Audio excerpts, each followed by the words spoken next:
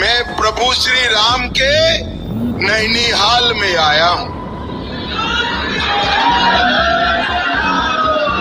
और हम सब ने अपने जीवन में इस 17 तारीख को एक अनुपम दृश्य देखा। 500 साल से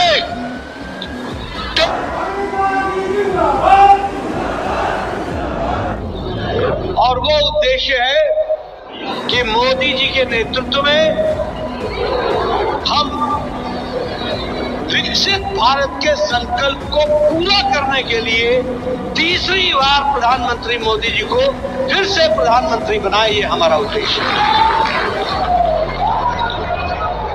और मैं यहाँ ये भी बताना चाहता हूँ,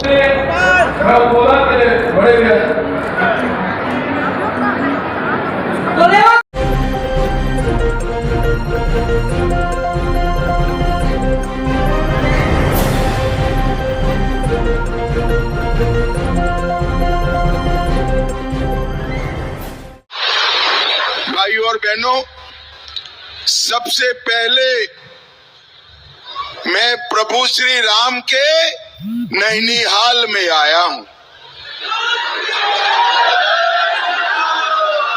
और हम सब ने अपने जीवन में इस 17 तारीख को एक अनुपम दृश्य देखा। 500 साल से टेंट में बैठे हुए रामलल्ला अपना जन्मदिन रामनवमी भव्य मंदिर में बनाए और वहां सूर्य तिलक का दृश्य हमने देखा। भाई और बहनों, जब से राम मंदिर टूटा तब से करोड़ों लोगों की इच्छा थी, कई लोग शहीद हो गए कि रामलल्ला अपने मंदिर में विराजमान, मगर कांग्रेस पार्टी सालों तक रामलल्ला के जन्मभूमि के प्रश्न को अटकाती रही, लटकाती रही, भटकाती रही। आपने मोदी जी को दूसरी बार प्रधानमंत्री बनाया। मोदी जी ने केस भी जीता, भूमि पूजन भी किया और प्राण प्रतिष्ठा कर कर जय श्री राम कर दिया।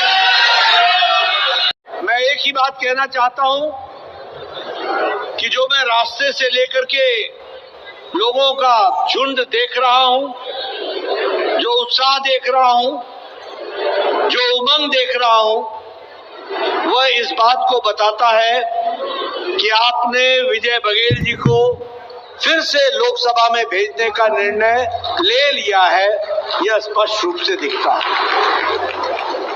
लेकिन मित्रों, ये सिर्फ विजय बघेल जी को चुनाव में भेजना यही उद्देश्य नहीं है। हमारा उद्देश्य बहुत बड़ा है और वो उद्देश्य है कि मोदी जी के नेतृत्व में हम विकसित भारत के संकल्प को पूरा करने के लिए तीसरी बार प्रधानमंत्री मोदी जी को फिर से प्रधानमंत्री बनाए, ये हमारा उद्देश्य है। और मैं यहाँ ये भी बताना चाहता हूँ कि जो आप नारा लगा रहे हैं अब की बार 400 पार, ये मजबूत सरकार, स्थिर सरकार और देश के हित में आगे बढ़ने के लिए एक स्थिर सरकार की आवश्यकता होती है। आपने 2019 में एक स्थिर सरकार दी, नतीजा क्या हुआ?